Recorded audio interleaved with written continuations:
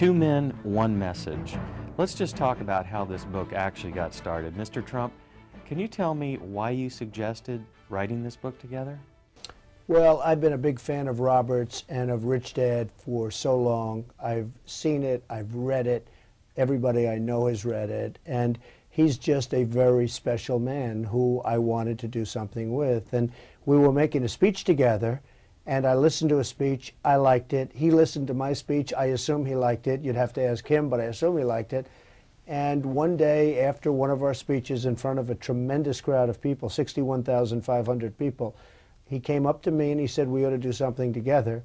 And I've had lots of #1 bestsellers, and he's had lots of #1 bestsellers, and we're just putting it all together. Mr. Kiyosaki, how did you feel when Mr. Trump asked you to write this book with him? Well, he's right. When I listen to his talk, he always talks about think big. Mm-hmm. And when we said, let's write a book together, I had to think big. And that's what I had. It was beyond reality at that moment. So I would thank him for, sharing his celebrity with me. Beyond reality television. Yeah.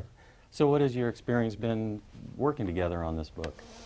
Well, I just love this man, and his wife, Kim, is amazing, and she's done her own book and books, and they're also really good. In fact, I read it and endorsed it, so I wouldn't endorse it unless I felt the same way. And it's just become a very special relationship, and it's a very easy relationship. It's not like, oh, gee, it's difficult, or it's just a very easy relationship. We think the same way.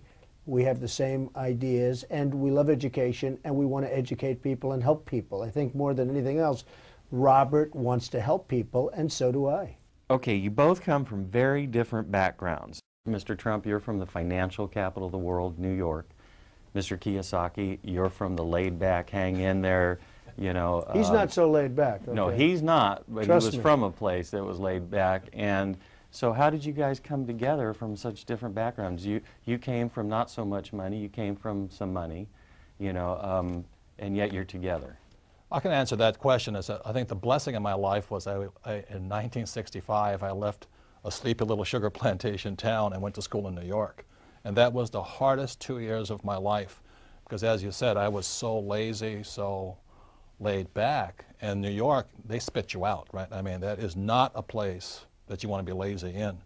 But after the second year, I started to love New York City. And that's why I think we see eye to eye on many things today, is because New York really changed me. I could never go back to Hawaii again. New York is the most special place on earth. I think that's the answer. It is the financial capital of the world. Well, New York City has a great energy, and a lot of people are energized by coming to New York. They get off a plane and they're not so great, and all of a sudden they become these energetic people. That's so true. And it does have an amazing influence on people, as it did with Robert. Now, Robert's coming to New York, and I'm going to Hawaii because I'm going to build a big building in Honolulu. But New York is a great place. Mr. Trump, are you afraid of failing? I'm not afraid of failing. Life, you look and you turn on the newscasts every night, and you see thousands of people killed in earthquakes and tsunamis and hurricanes and all of the problems, and wars that we shouldn't even be in, and lots of different things. And when you see all of the problems in the world, what is there to be afraid of? Mm-hmm. It doesn't matter. To a certain extent, it all doesn't matter. My answer to that is, I think what we have in common also is we both went to military schools. Yeah. And military school is about discipline, about being bigger, about following orders, about leading. But what else we have in common is that we both failed. And he lost nearly $1 billion. I lost a lot of money. A lot of money. But it was paper. And I lost only lost $1 million. And I think what makes us better is when you wrote your book, The Art of the Deal, I was so impressed. But when you wrote The Art of the Comeback, and what it meant to come back from being down so far. And most people are terrified of losing $100, and here you're down $1 billion. Billions. And you come back.